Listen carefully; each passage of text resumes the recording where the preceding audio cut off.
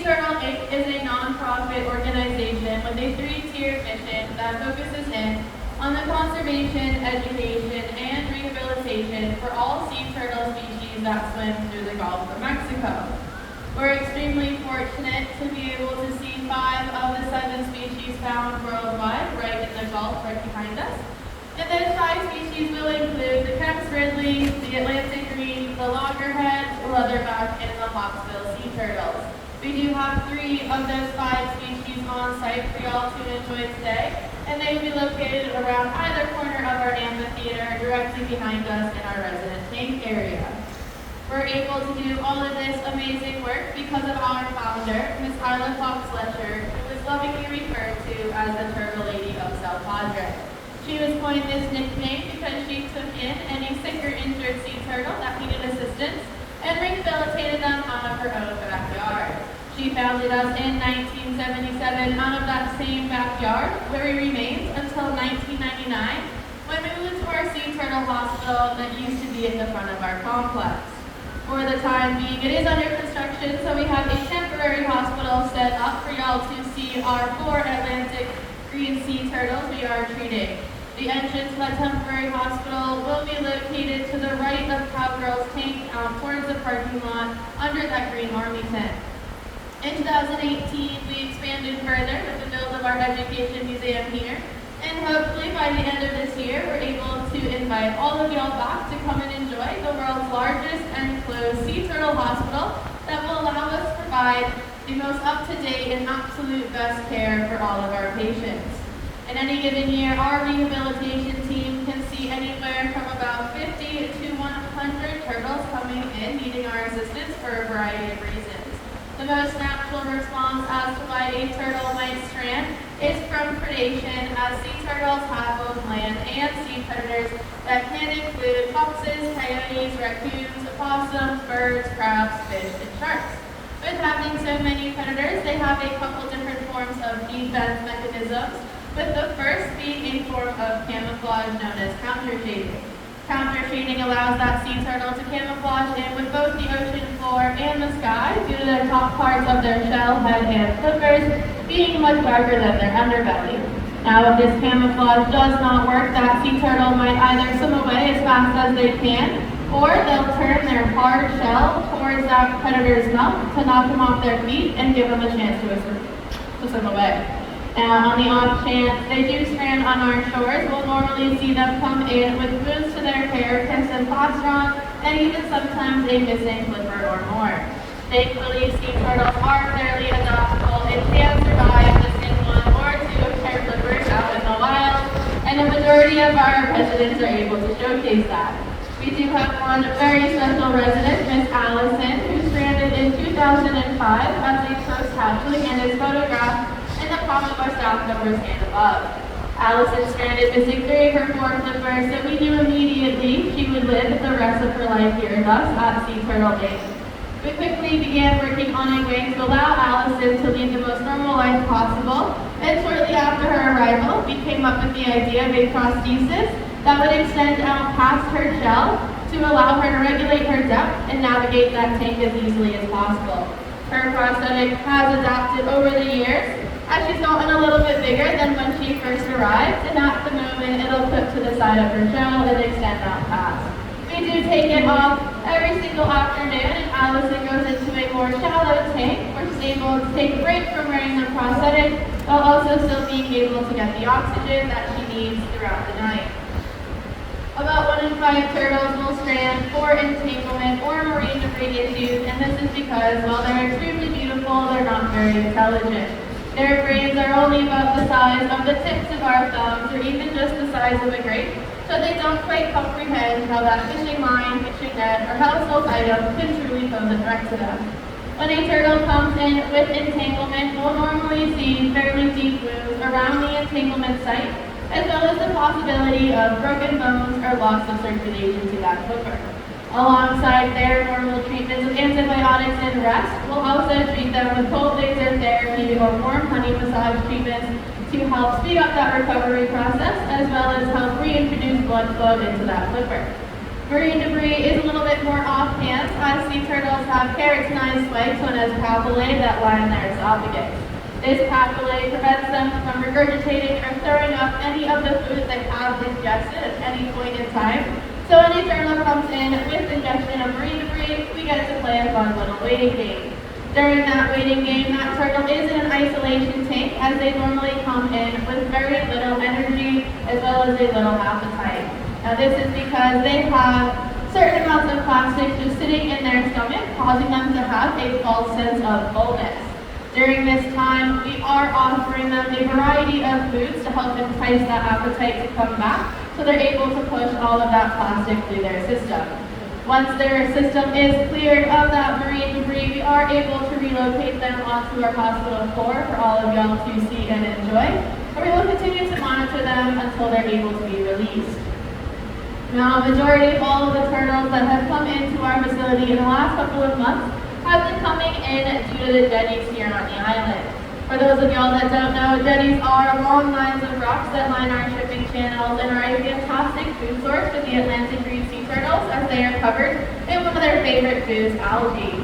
While the sea turtles are munching away on the algae, there is a chance they can get swept into the crevices of the rocks, causing them to come into the facility with abrasions to their carapace and their plastron, which is that top and bottom part of their shells. These injuries will become infected, so our team will debride any infected tissue away to ensure it does not spread further, and that turtle is able to heal a little bit faster than they would have in the natural world. Now, their average stay is normally about a couple of months, dependent on the severity of their injuries, and this is a very small time frame compared to our next patients. We have the beautiful Laguna Madre Bay located to your right, and that is a shallow bay area that houses 80% of Texas's seagrass.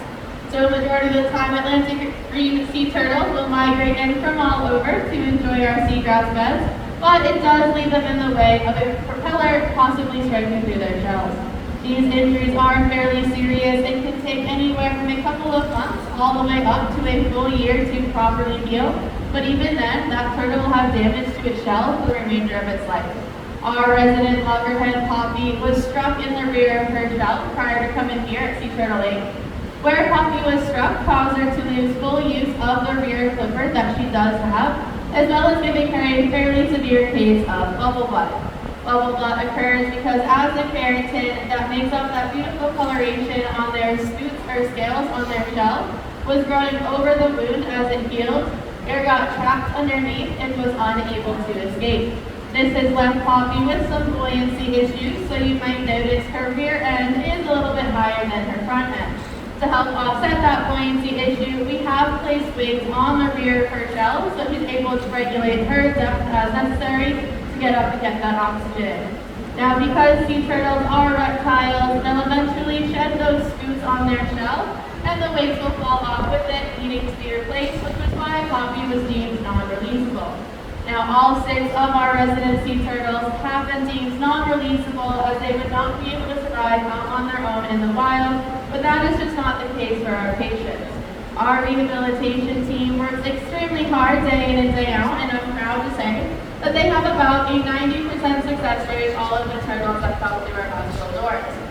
When the turtles finish their treatment plan, they'll either be deemed releasable and will be released out into our bay area or into the Gulf, dependent on their species, time of year, and temperature of the water.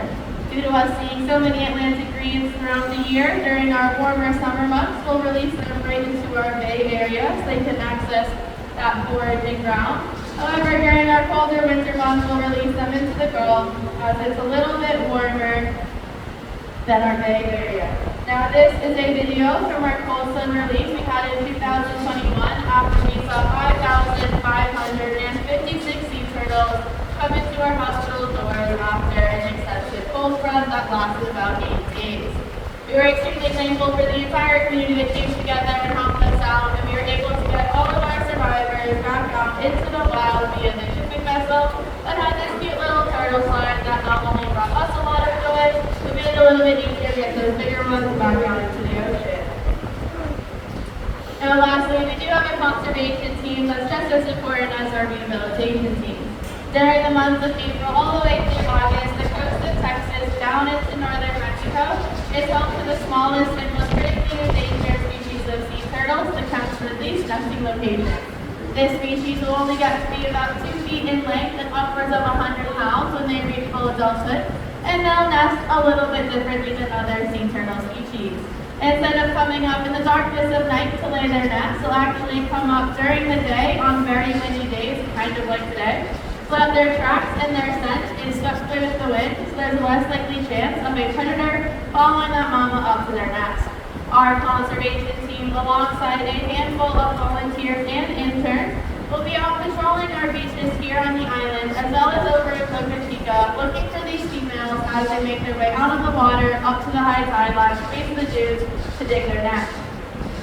Once that female starts to dig their nest, they can go into a trance state, so we are able to take measurements of her shell, collect a biopsy, and even check her for a pit tag. If that female has a pit tag, it means that she has nested at some point before, and we're able to log that into our database. And if she does not have a pit tag, we'll go ahead and give her one to ensure when she does return, we can log that as well. And once that female has finished laying those eggs, she'll cover that nest up, make it look as if nothing ever happened. Then she turns herself around and she says, "See you later, best of luck."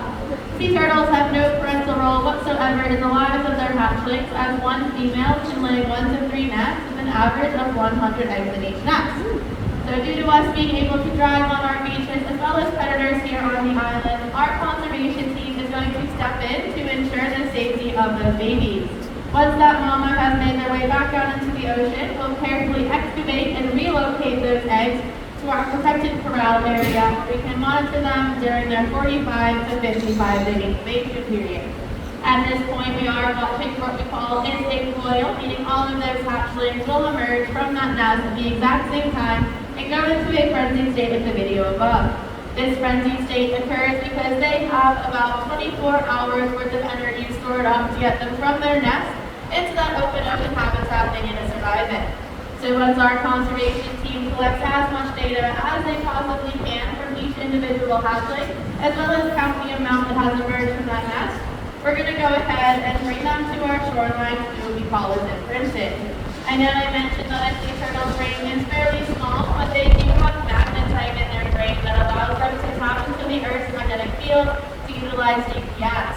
So once those sea turtles make their way back out into the ocean, if they make it to adulthood, they'll be returning to the same areas here on the island in about 13 to 15 years to lay their own nests.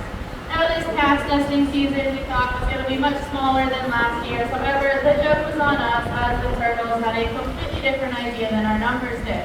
In 2021, we saw 67 nests and released 5,415 hatchlings. In this past season, we saw 104 nests and released over 7,400 hatchlings into the wild. We're only able to do all of this amazing work because of y'all's help, so please make sure at some point today you give yourselves a pat on the back as your admittance fee and any purchases in our gift shop do come right back to our core mission.